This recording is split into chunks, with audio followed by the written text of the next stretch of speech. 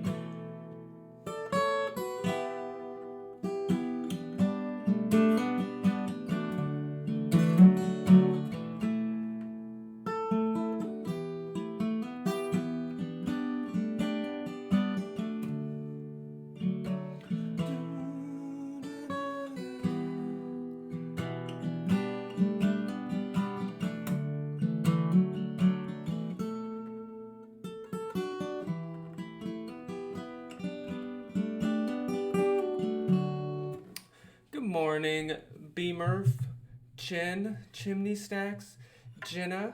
How are you guys doing? Happy Friday to you.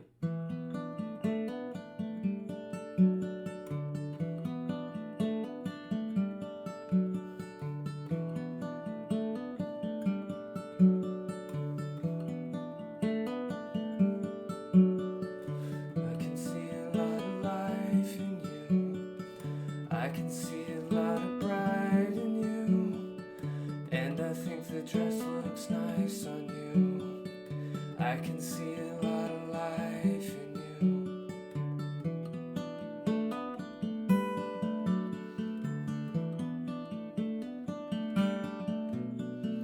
I can see a bed and make it too. I can see a fireside turn blue. I can see a lot of life in you. I can see a lot of life in you.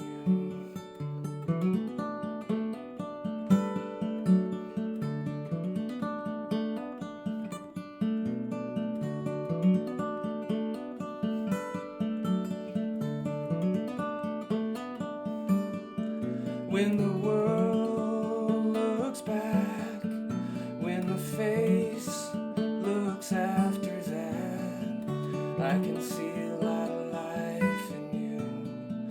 I can see a lot of life in you.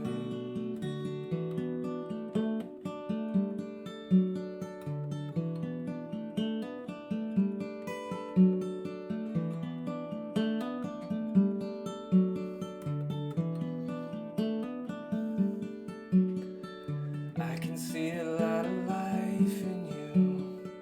I can see a lot of pride in you.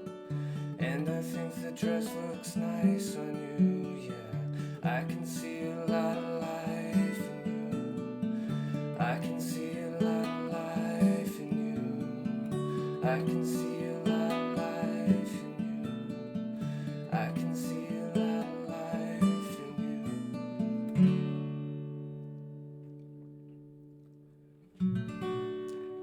That's The Dress Looks Nice on You by Sufjan Stevens. Chen went to Letchworth Park yesterday. The view is awesome. Oh yeah, like the leaves, all sorts of different colors. Plammer, that's right. We're bringing out a different hat. This is from Bernie, Texas. Cibolo Creek Brewing Company.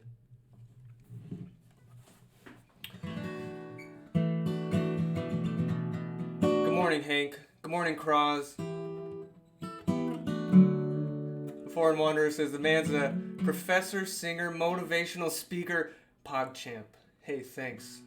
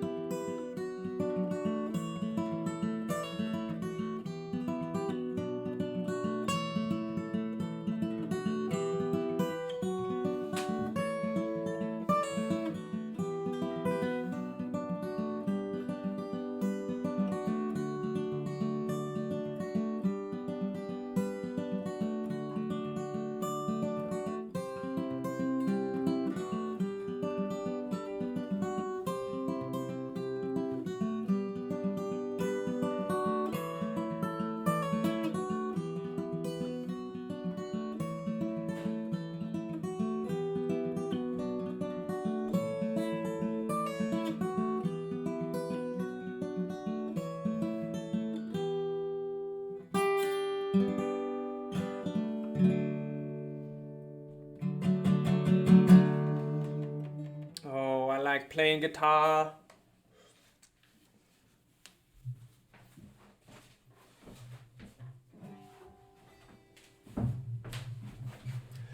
What's the word with Rocket League? You guys play Rocket League? Morning, Professor. I have a question regarding plot command. How do we make the dots bigger? Line width only works with the line. Oh, you got to use a command called marker size.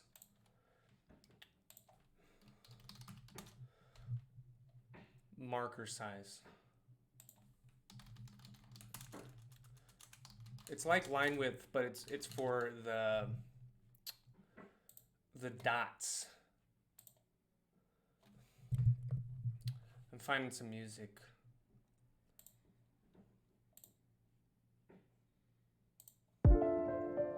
My kind of nonsense.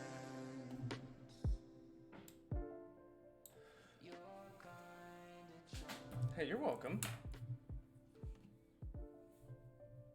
Are you guys having a good Friday? I mean, it just started. Let's see.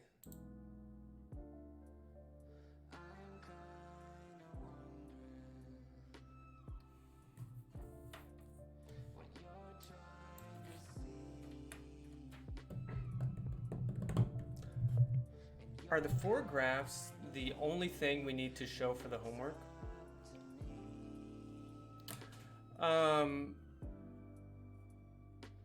Well, you need to show like all of your code.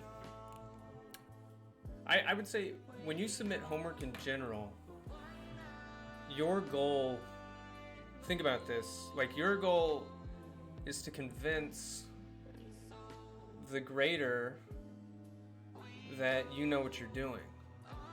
So it's usually better to err on the side of just putting like as much information as you can, you know, like we don't have to display any variables. What are you talking about?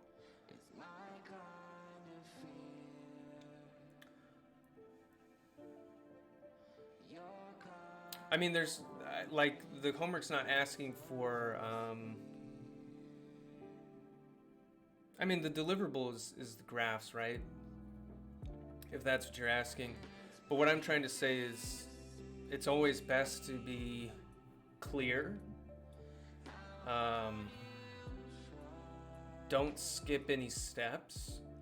Show the flow so that it's very easy for a grader to follow your work. I mean, that's how it should be for anything, not just a homework, but I mean, when you get out into industry and you hand your boss or something like, here's the numbers. You show like, boom, everything, all my assumptions so that they can track it, you know? That should always be your philosophy. Make % comments on the code. I think that's a great idea. I think that's a fantastic idea. Like, in your code, next to each line, put a little comment. Say, this is what I'm doing here.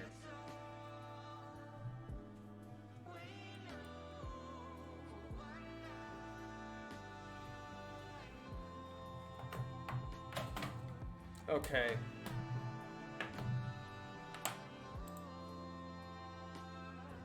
Let's watch a video.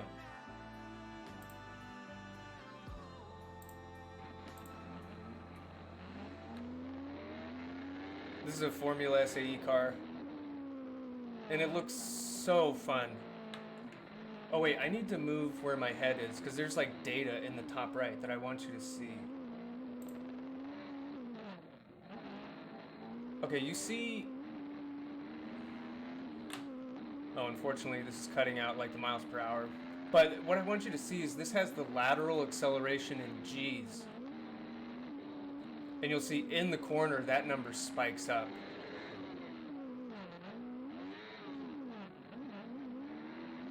It's going up to maybe 1.5 at times. It was like 1.2 in that corner.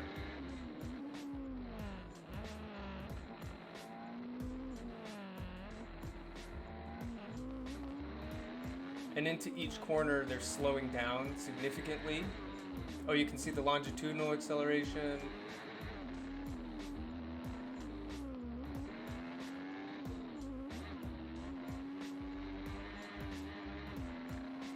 looks like a lot of fun.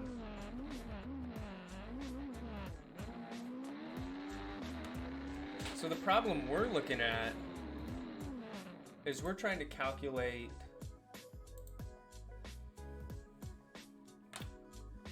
oh wait, can I get that?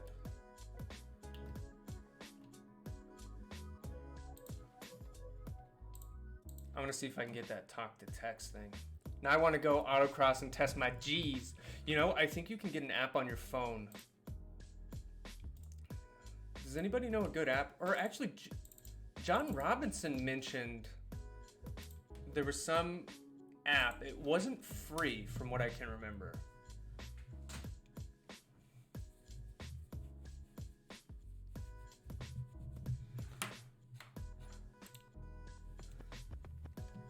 But we're doing this problem where we analyzed that for this particular Formula SAE car that we're doing in our class, or that we're analyzing, we could get a lateral acceleration up to 2.7 Gs if we push the tires right to their limit. So then the next practical question is, what does this lateral acceleration tell you about how fast you can actually go through a corner? So, wait, Autox is a good time. Is that a name of what does that mean? Is that an app that measures your G's, or is that, oh, just autocross? My father and I use an app called Solo Storm. It's great, but it's not free. Oh, okay, autocross, sorry. I'm gonna write that down. Solo Storm. Autocross is the type of motorsport that we just watched. Okay, thanks, Hank. I appreciate that. Finbar says nothing is free. You're right, I guess. Fastest way through a cone course. Okay, perfect. Good to know. $200 for that thing? Shoot. So, in that video, you see that as the driver approaches a corner, they slow down. And that's kind of obvious, but what is the top speed we can slow down to? Because we don't want to slow down too much. We want to really get through that corner. So today we're going to look at some kinematic relationships for we're going to make a simplification that the radius is going to be constant, that the corner is going to be constant radius. So it's going to be like a circular corner that we're going through. And we're going to assume that we're going through this corner at a constant velocity. And this velocity will be the fastest possible velocity that we can go through without the tires giving out. My car has a built-in G meter. Oh, nice. Okay, so in order to answer this question, we have to derive some kinematic equations. And these equations that we end up with, I'm sure you've seen them before, but like I said on Wednesday, my goal is to go through it in a very rigorous way,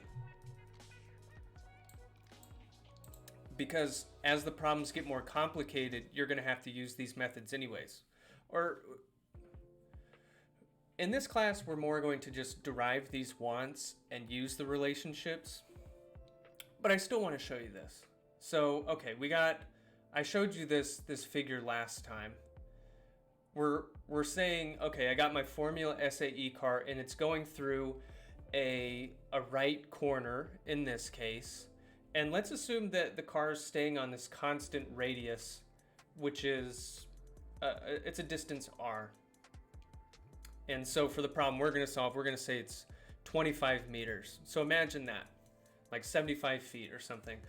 And if I can generate, 2.7 Gs, how fast am I carrying through the corner? So we're assuming that the velocity vector of the car, so the velocity, oh no, where did I go? So this is the velocity of G, and G is the CG of the car. We're looking at the velocity of G relative to O, and O is down here in the bottom right. It's the origin, it's the center of the circle. So we're assuming this velocity is always going to be tangent to this path. That's one of our assumptions of this problem. But I pointed out last time, it's actually not generally the case that the nose of your car is going to be pointed in the same direction. And I want to just label this right here, because while we're pointing it out, why don't we tell you what it is? So this angle in here, the difference between where the nose of your car is pointed and the velocity, where you're actually headed, the symbol we use is beta, and it's called the side slip angle.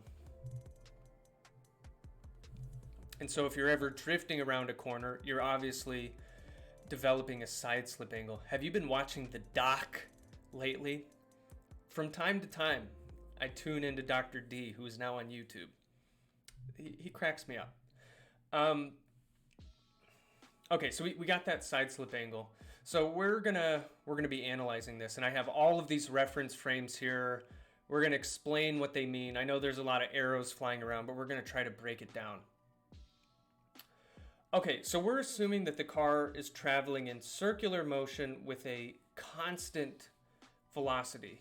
And the velocity vector is v with a little arrow on top that indicates a vector. That's the notation we'll use, of g with respect to o.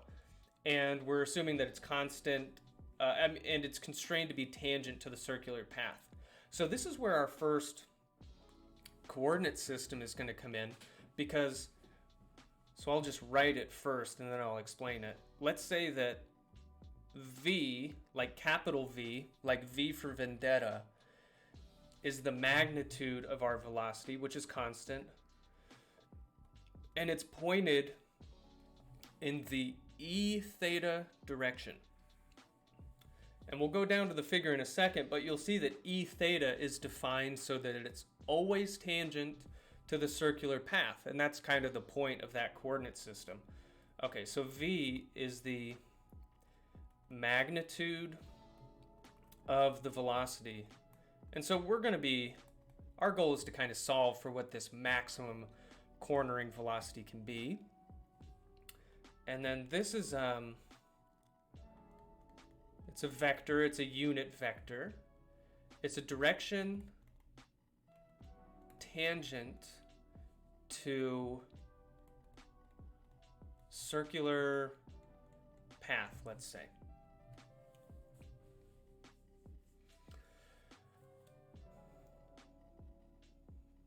All right, so if I zoom in here, yeah, this will make sense.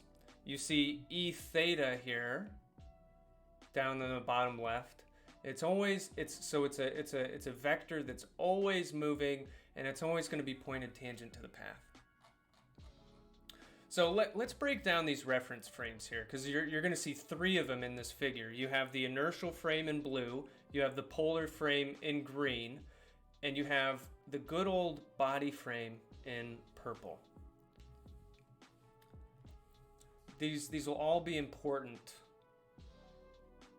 Okay, so this is how you define a reference frame. It's got four parts. The first part is you define the origin. So the inertial frame, this one in blue, let's talk about it first. The frame is, what does it mean to be inertial? Well, it means fixed.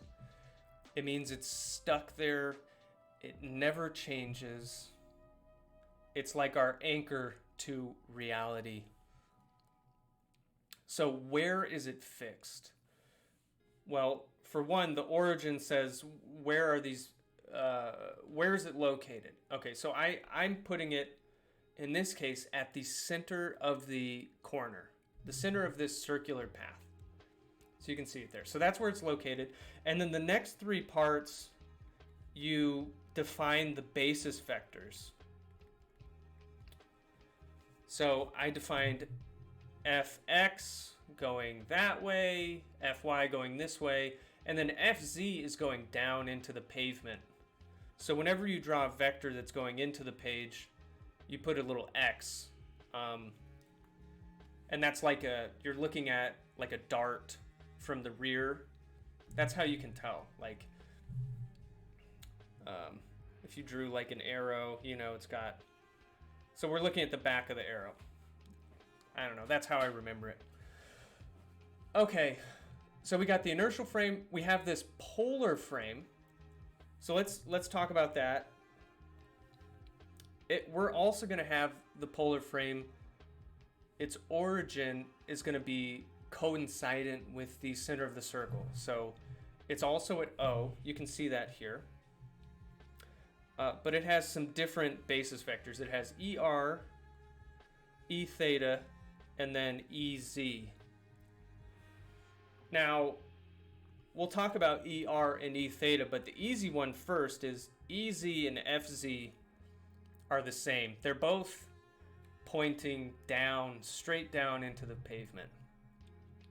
So what's up with ER and E theta? So ER, this is a rotating frame, by the way. So we'll go back to the figure in a second, but I want to zoom in here. So the frame rotates so that ER is always pointed from O, which is the center of the circle. It's pointed from O to the CG of the vehicle. And so, like, you can see here, as G moves around the edge of the circle, ER is going to have to rotate so that it's always pointing at it, right? And E theta is always going to be kind of navigating the edge of the circle, and it's always going to be pointing in the same direction as the velocity.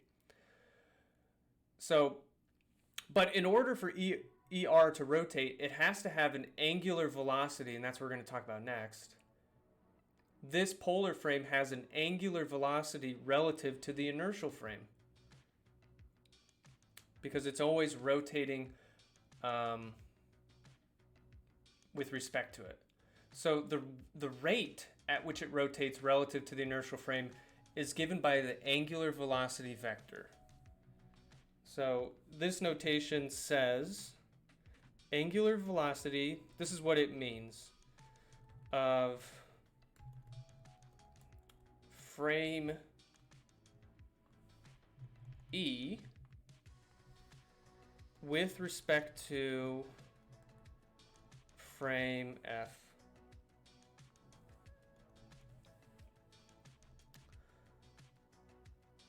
And we're going to define this.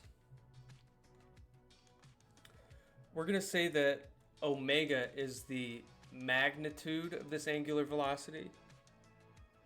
And we have to define the direction. And the direction for an angular velocity is just the vector that we're rotating about. And since we're rotating about the vertical direction, I'm using EZ. So this is magnitude. The angular V is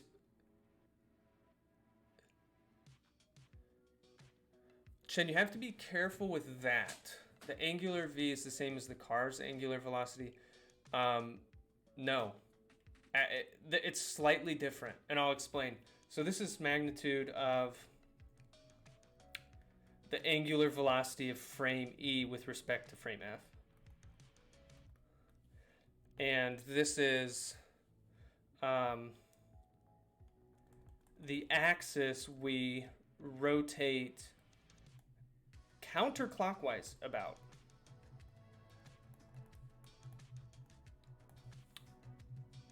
Okay, let's address Chen's point really quick. So is the angular velocity of the polar frame with respect to the fixed frame the same as the angular velocity of the car? Let's go back to the picture. So the angular velocity of the polar frame with respect to the fixed frame, that's how quickly, like, this vector is panning this way to follow the car. But remember, the car itself is not generally aligned with the polar frame. So this could be rotating relative to the polar frame as well. The car itself, like these vectors where the nose is pointing, that could change. In fact, as you go fast, well, At constant velocity, this thing will be fixed. Right, the side slip angle. Actually, because we're going at constant velocity, the side slip angle will be constant for this problem. So Chin, you're actually right for this problem. But I just wanted to point out, in general, that angular velocity of the polar frame with respect to the inertial frame is different than how the car is rotating with respect to the inertial. Okay, so the purpose of the polar frame, it's twofold. Number one, it makes it easy to define the position vector of the car. Because the ER vector is always pointed at the car. And so you'll see in a second, we'll define the position vector. And it also makes it easy to define the velocity vector.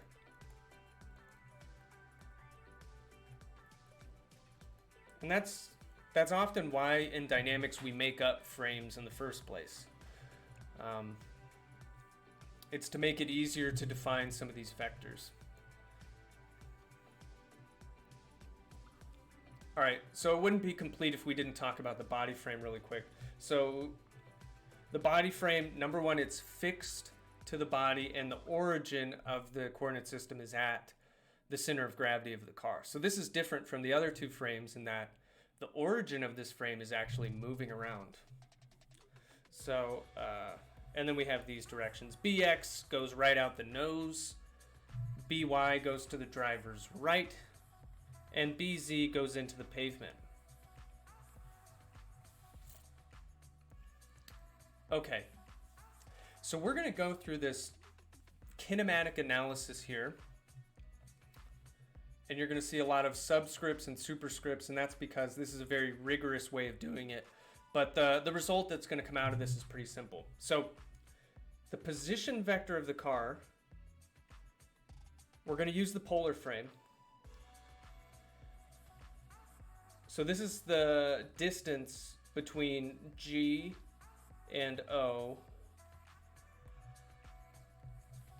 And it's super easy to define using the polar frame because it's always going to be a distance r along the ER direction, because ER is always pointed at the CG. So I'm expressing this in the polar frame. That's why I made the polar frame. Now, this is where it gets a little tricky. Not sure what difference between polar frame and body frame. Well, because, okay, polar frame, just look at this picture. Like, the polar frame is, number one, it's, well, okay, the important thing is that the ER vector of the polar frame is always pointed from the origin to the center of gravity of the car. But I mean, look at the body frame. The body frame serves a different purpose. The body frame, the main point of the body frame is just to express the orientation of the car.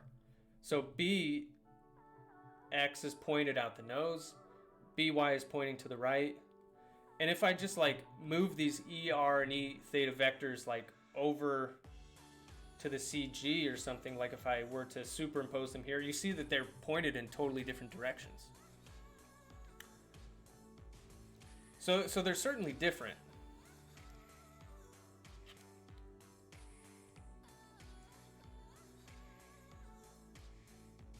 Okay, so what is velocity? Velocity is the time derivative of position, but you have to get careful with this in dynamics because it's from the perspective of which frame. So when we say velocity, usually we mean the velocity with respect to the fixed frame. So first I'll write this, and you might not have seen notation like this before unless you've taken like an intermediate dynamics class. Actually, let's copy this.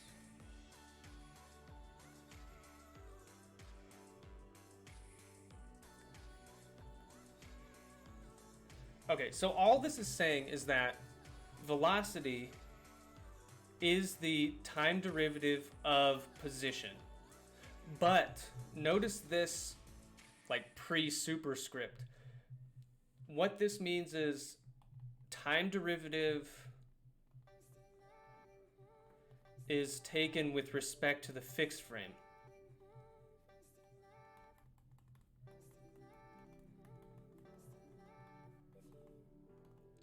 Because think about this. What if you took the time derivative of the position with respect to the body frame? The body frame always has the ER vector pointed at the car. And so like if you put a camera along the ER vector and it's just always pointing at the car, from the perspective of that camera, the car is always staying in the same place because ER is always pointed directly at it. So the time derivative from the perspective of the polar frame would be 0. But that's not what we mean when we talk about velocity. We're talking about how fast is the car moving with respect to a fixed frame. Okay, so we're going to have the time derivative with respect to the fixed frame. And let's substitute in here what we know this position vector to be. We know it's going to be a distance r from the origin, or point O, whatever. A distance r from point O, and it's along the ER direction. Now this is where things can get tricky, and I'm going to show you something special called the transport equation. So we have a vector here that's represented in the polar frame, right? It's r along the ER direction. That's a polar frame vector, but I'm taking the time derivative of that with respect to a different frame. And that can be really hard to wrap your head around. But we have a tool, a mathematical tool that takes care of this for us. So in order to take a time derivative of a vector with respect to a different reference frame, we need to use the transport equation.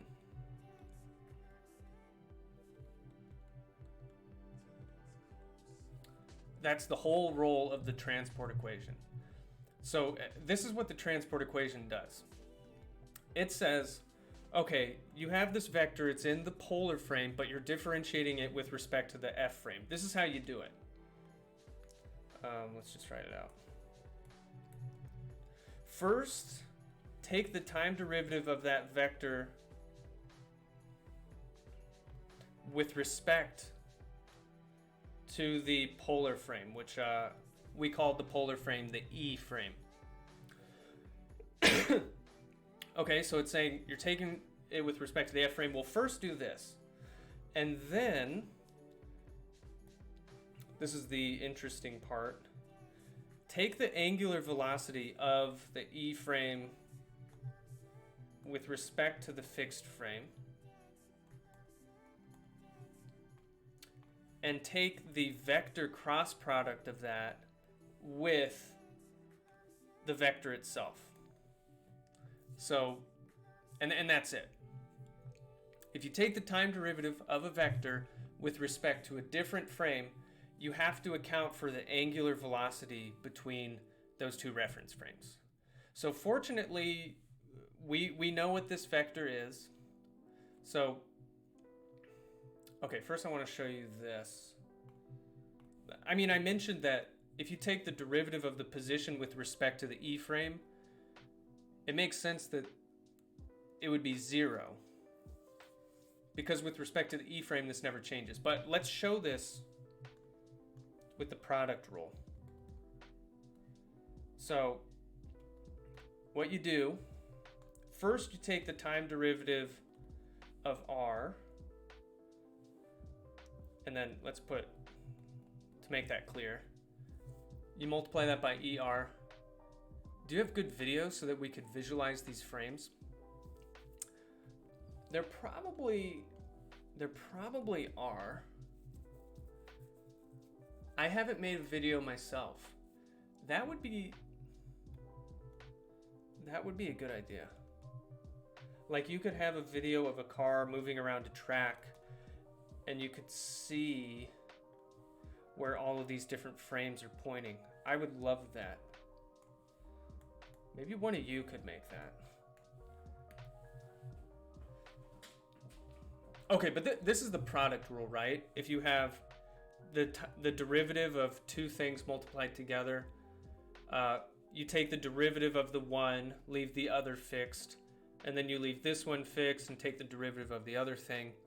Maybe you haven't even seen the time derivative of a vector before, but okay, in this case, we said the car is always staying along the same radius.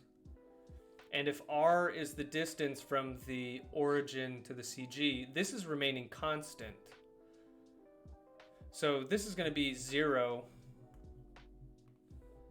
times ER. So the time derivative of r is 0. And then you have plus r times the time derivative of the ER vector with respect to the E frame. Well, with respect to the frame itself, ER never changes. So this is times like a 0 vector. Okay, so basically this is just saying that the time derivative of the position with respect to the polar frame is 0. So this term, this first term of the product rule, it's just going to be 0. And all that we're left with is this. So let's calculate that. So basically it leaves only that second term, which was the angular velocity of the polar frame with respect to the fixed frame.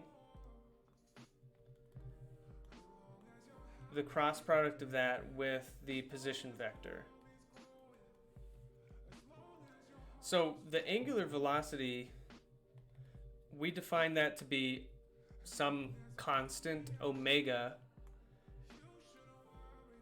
and it's rotating about the EZ direction. And so we're crossing this with ER. So this would be the same as, like, you can collect all the scalar terms together, and then you can have EZ cross ER. And we won't spend too much time on this, but when you do this cross product,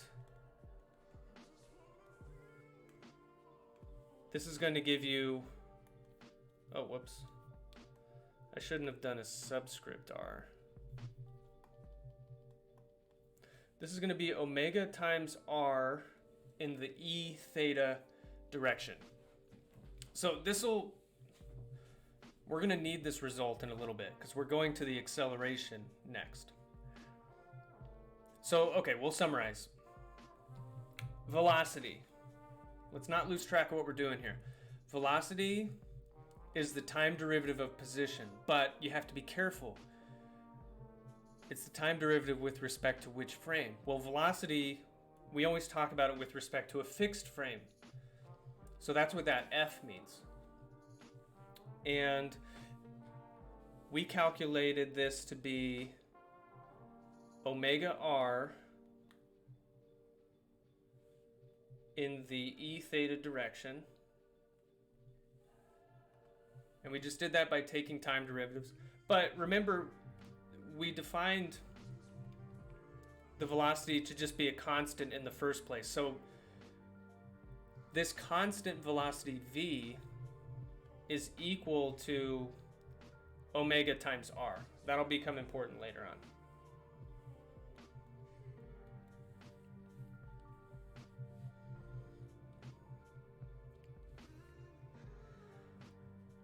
How are you guys feeling? I know this is kind of a different kind of thing that we usually do in this class.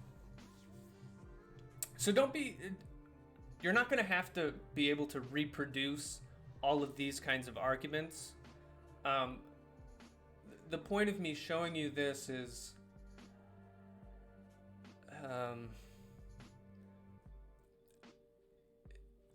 like I said, this becomes more important later on. All of these details. And sometimes I feel like in vehicle dynamics we skip this and then it makes more confusing. You mind repeating why we take the derivative with respect to the fixed frame? I think I missed the explanation. Okay, because usually when we throw around the word velocity, we all know what it means. Like, how fast is the car going relative to the road, right? And okay, whatever. That's pretty straightforward. But when we start to do some calculations, deriving equations of motion, and especially if you get into larger motions that involve drifting or something, when you do the derivations, you're going to have to be careful about which frame you take the time derivative with respect to. And so what I'm trying to say is, when we say velocity, it really always means that it's velocity with respect to a fixed frame. So when you get into the nitty-gritty of the math, any time derivatives you take, when you have like multiple frames flying around, you have to make sure you're taking the time derivative with respect to that fixed frame, because that's what we always mean by velocity.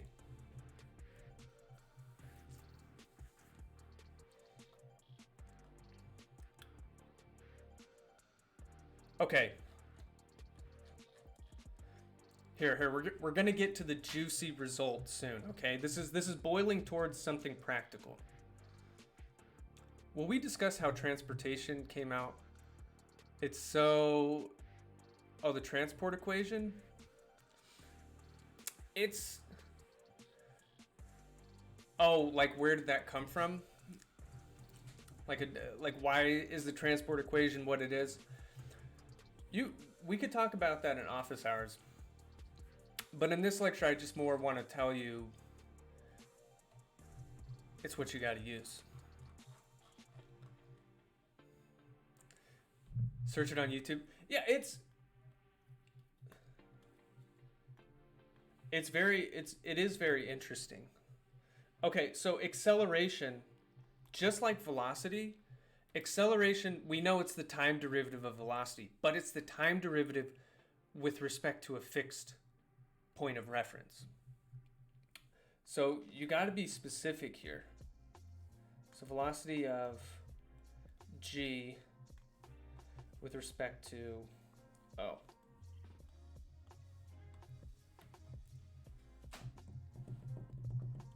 So this would be time derivative with respect to the fixed frame of the result that we just got. Because I know the velocity is omega times r e theta. Now what's cool, we can use the same exact procedure that we did when we differentiated the position. Because I mean, that was another vector in the polar frame. It was r times er. This one, the only difference is it's omega r along e theta. So we still have to use the transport equation. So I'm going to write out, it's going to be the same equation as before. You take the time derivative of the vector. It's just a different vector. And first, you take the time derivative with respect to the e frame, but you just got to remember to add to it the cross product of the angular velocity of the e frame with respect to the fixed frame crossed with the vector itself.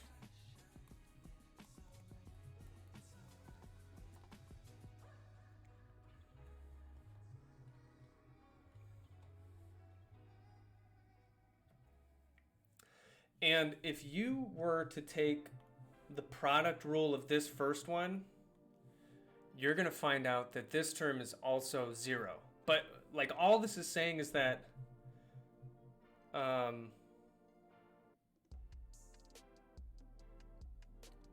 with respect to the E frame, this is a constant because we assumed that the car is moving at a constant velocity, so omega is going to end up being a constant. We assume the car is acting on a constant radius, so r is going to be a constant.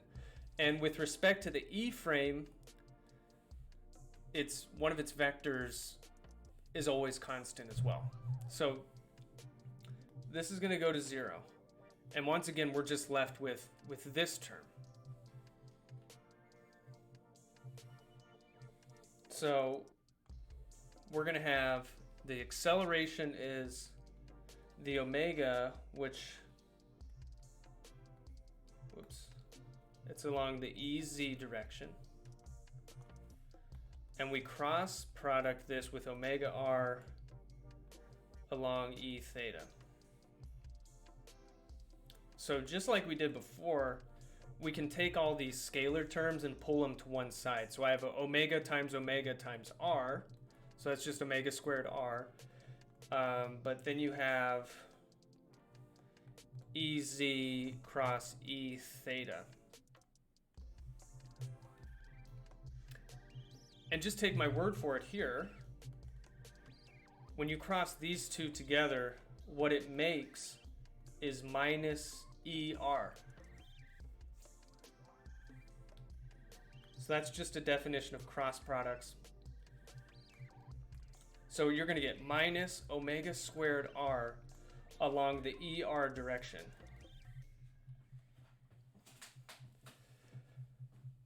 And when we did the velocity analysis, here's the main result.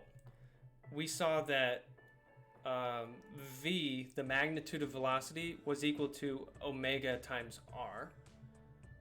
So if we use this and substitute it in here, this is the main result. You find out that the acceleration is equal to the magnitude of the velocity squared divided by the radius of your corner, and it's going in the negative ER direction.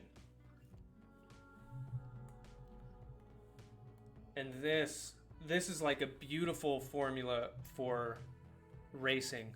So, okay, let's just summarize this really quick. The acceleration is the time derivative of the velocity with respect to the fixed frame. And if you go through all the math, you find out that if you're going about a corner with constant velocity, and if you're moving in a circular path, so you keep the radius constant, this is how your acceleration is related to your velocity. Okay, so let's think about what this means from the figure. The acceleration is pointed toward the center of the corner.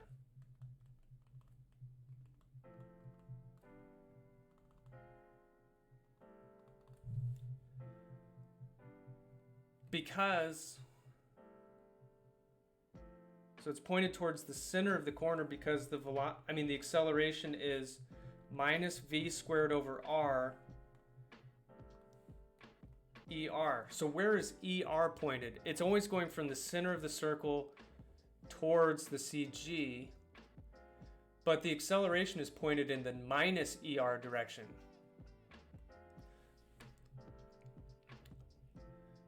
Okay, and what creates this acceleration? The tire force creates the acceleration.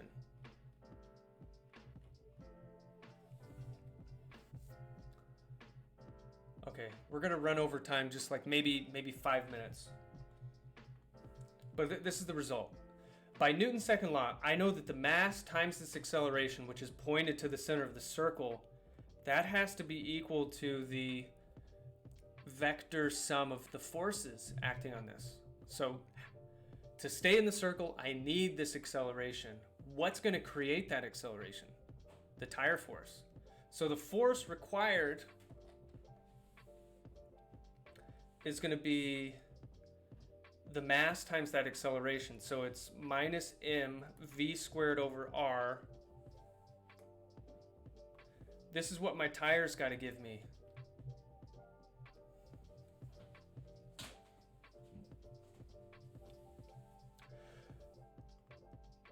So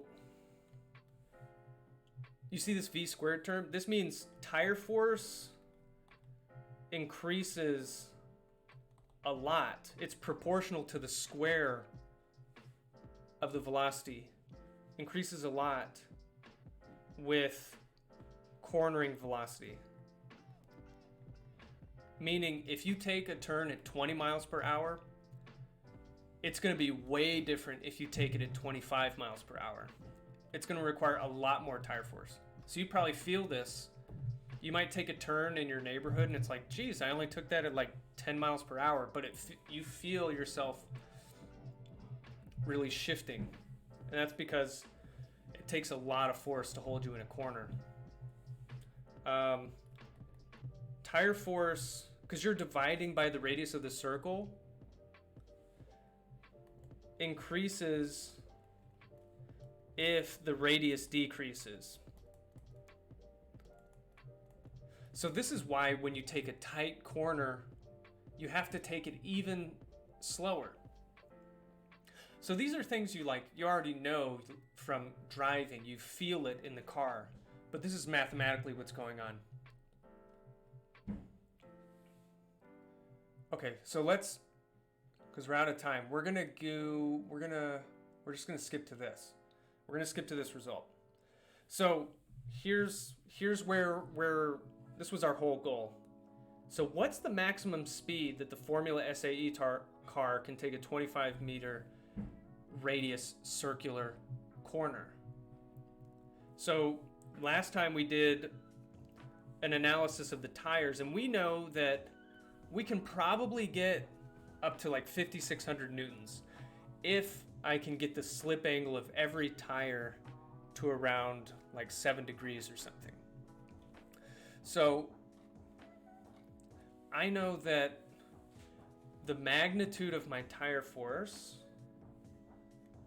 is 5,600, and that's going to be equal to mv squared over r.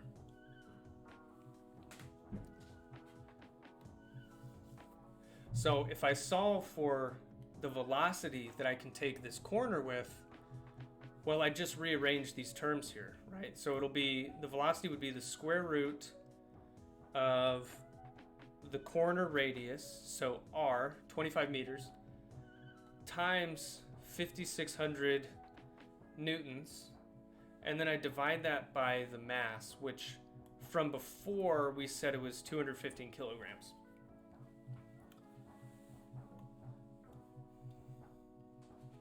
And if you do this, the units all come out to 25.5 meters per second, or 57 miles per hour. Now think about this. At the beginning of the class, we calculated, or we figured out how do you determine acceleration and braking if you want to exit a straight at a certain velocity, right? You can optimize this for the fastest way to get down a straight, assuming that you finish the straight at a certain speed. So this is how you choose the speed that you end each straight at. And you can do this for a whole course. Like if you know the layout of the racetrack, you can say, okay, this corner coming up is 10 meters. This corner coming up is 100 meter radius. This is what I know about my tires. So you can make a plan for the whole race saying, this corner we got to get down to 57, this corner we got to get down to 20, and that determines your acceleration and brake points. And that's how you can do like an optimal lap time simulation. Once you actually get in the car, you know it's tough, but this is a powerful tool for planning how you do a race. So the major result of this kinematic analysis, like you don't need to remember all the transport equation, all of this different stuff, but this is going to be a major result that we'll keep coming back to, because this is our understanding of the basic tire force in a corner. I'd say if you take nothing else away, remember, this is how the tire force changes depending on speed and the radius of a corner.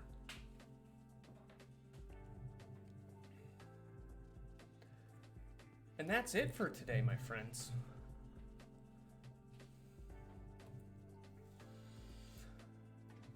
Whew! Can I email you a video of the analysis section of the Solo? Oh, yeah. I would love to see that. Yeah, I want to find a good app to drive around with and test this stuff. Because I wonder what they had.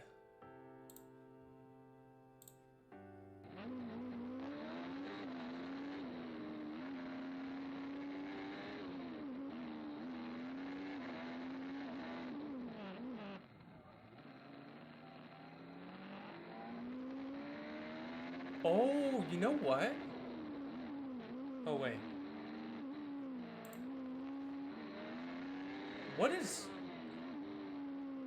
What is this number on each of the tires? Is that the slip angle? Or the slip ratio or something?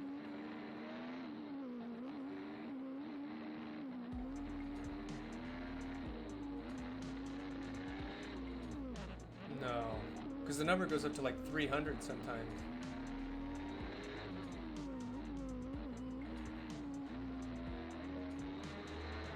Do any of you know what that is?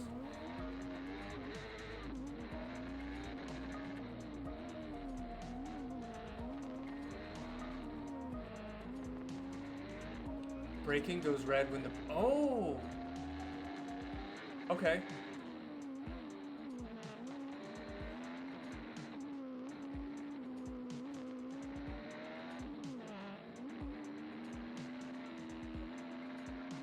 Do you use MATLAB for this data analysis?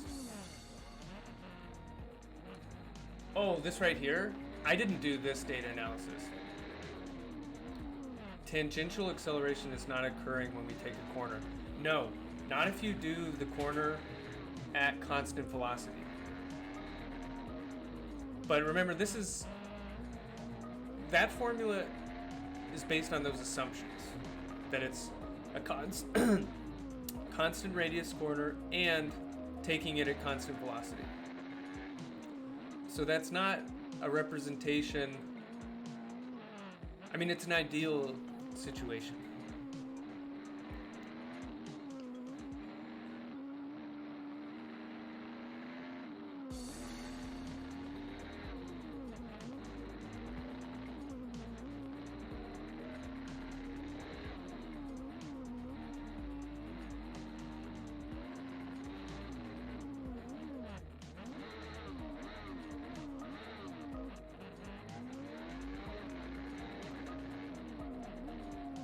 Yeah, sure, no problem.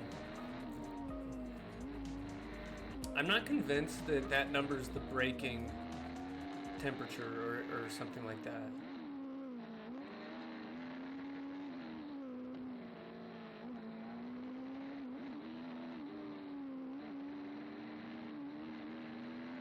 Can you explain body frame and fixed frame? Sure.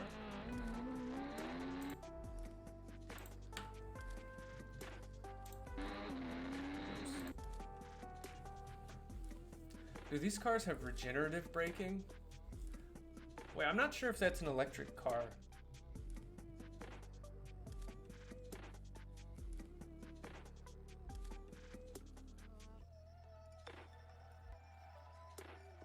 I'm reading up on CAN networks, which is outside of this context.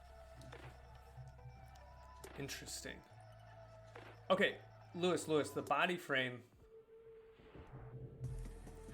kind of like the name suggests, the body frame is a reference frame that's fixed to the car. Using the cornering speed is better to have less force acting upon the vehicle or more force.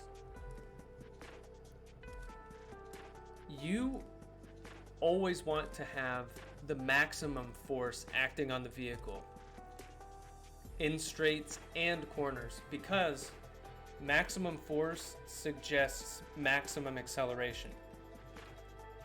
And going back to day one of the course, the fastest way of getting from A to B, whether it's in a straight or in a corner, is always to maximize your acceleration. So you're always maximizing the force. Now the trick is tires have a limit. So you want to go to the limit but not beyond. Because if you go beyond the limit, then the tires start to slide. So that's the beautiful thing about racing. That's this delicate balance on a knife edge, where the best performance is right at the edge of the vehicle's capabilities. But if you go beyond this, then you're smashing into the side or whatever. But yeah, Lewis, the body frame is just stuck to the car. So if the car, let's draw this. Maybe once the car gets to, like, let's say this is the CG at some later point. So the body frame will have moved, I guess, like over here.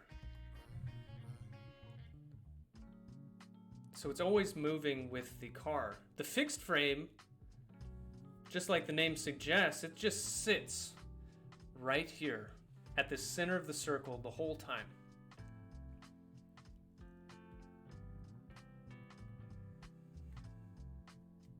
And then the polar frame, it also sits right here at the origin, but the difference is it rotates so that the ER direction is always pointing at the CG, and then the E theta direction is always perpendicular to it. So if the car moved over to this point, they would kind of look like this.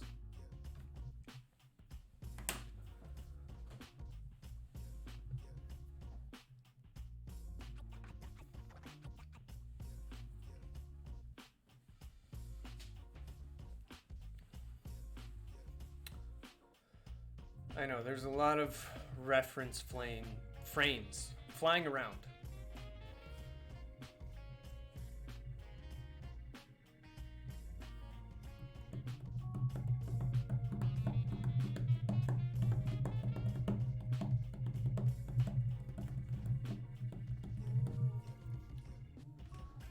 Oh, I get so confused with those kinematic stuff, especially when I'm doing drone control project. Yeah, I mean, it's even more important with drones, because at least a car is mostly planar motion. I mean, the body can roll, but in racing it only rolls maybe a couple degrees. But a drone, it's, fully 3D. So this reference frame stuff becomes even more necessary.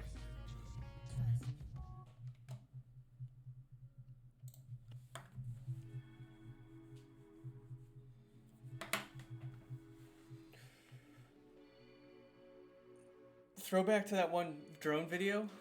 Oh, is that the one? I think I know what you're talking about. Drone.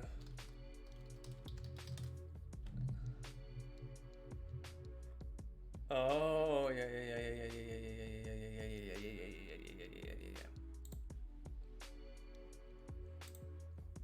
In the previous ETH, Oh, whoops, I went too far ahead. we demonstrated how a Look at quadruped this. can balance an inverted pendulum. Now we will show how two quadrupeders work together to throw and catch the inverted pendulum between Boom. them. A 6 cm radius plate mounted on top of each quadrupeder serves as a supporting base for throwing and catching the pole. Shock absorbers attached to both ends of the pole dampen the impact when it hits the catching plate. As soon as physical contact is made, the quadrupeder begins to balance the pole. It's amazing. Begins with the quadrupeder Yeah. hovering at a constant position. By modeling the dynamics of the quadrupeder pole system, we have identified a state in which a contact force between the pole and the I love drones. Want to learn more about them? Yeah, pole will be launched off the quadrupeder. I think they're awesome. An optimal open loop trajectory is generated to maneuver the quadrupeder to this launch state and tracked using feedback control. Oh, The catching quadrupeder starts above the expected impact point and begins to fly down, while the other quadricopter throws the pole. As soon as the pole is in the air, the system predicts the impact position. In order to catch and balance the pole with minimum control effort, the catching instant is chosen such that the pole will rotate into the upright equilibrium position by itself. The catching trajectory is recomputed 50 times per second to end at the predicted impact position. To do this, you need a motion capture system. So they have, you can actually see, they have the Vicon cameras here, here, here.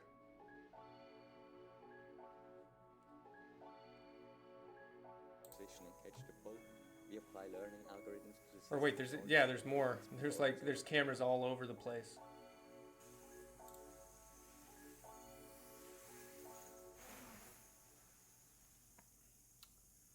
Yeah, this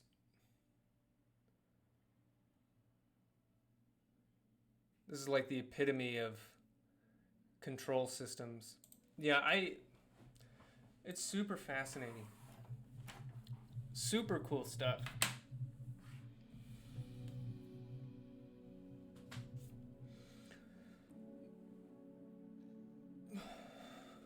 The UPenn Grasp Lab. Let's try. In the previous ETH Zurich Flying Machine Arena video, we demonstrated how a quadricopter can Nano drones?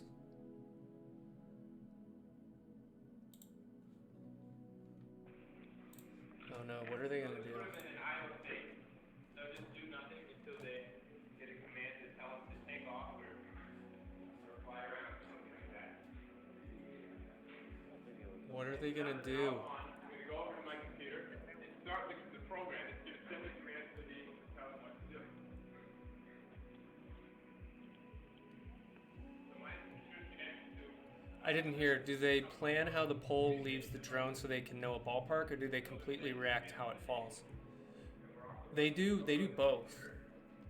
Like they plan the motion of the quadcopter to throw the pendulum,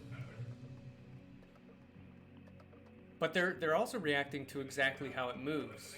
You know, they're measuring the position of the pole. So even if they plan a path, it's not going to follow it exactly.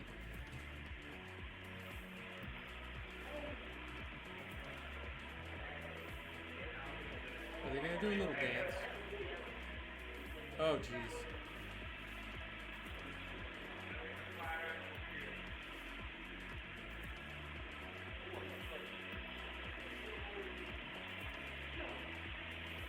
Oh, is this a figure eight?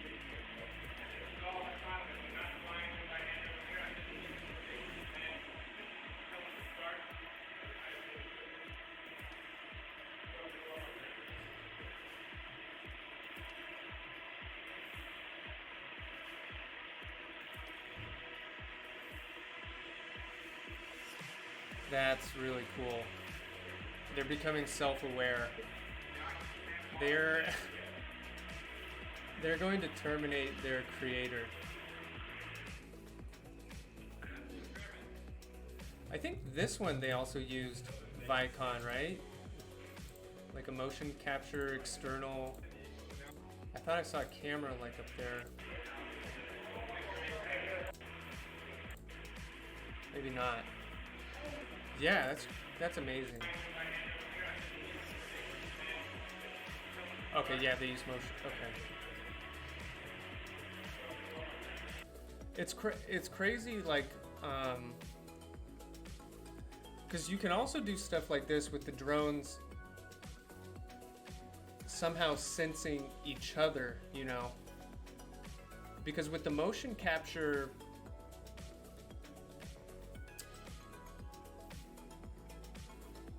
a computer, like an external computer, knows the position of everything and then sends the position to the drones. Yeah, they're definitely going to turn on us, Foreign Wanderer.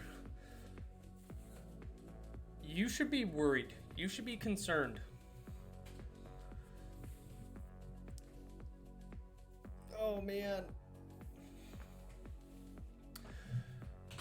Okay, my friends, I gotta run to a Zoom meeting. If people can hack computers, they can hack these, though, to be honest. That's, oh yeah, cybersecurity. Yeah, have a great weekend, Hank. Like, think about, like, even more than drones, connected driving is a little scary for hacking, right? Or you're driving again, you're going to Long Island. Are you racing? Hey, have a good weekend, everybody. Yeah, think about connected vehicles, where eventually, you know, we have some cloud that's computing how to control traffic. That's very cool, very scary as well. Oh, there was a Criminal Minds episode about that? Oh, interesting. Hey, have a great weekend, Jenna. Have a good weekend, Foreign Wanderer, Barry Bloke, Hank, Chris Borders. I'll see you guys next week.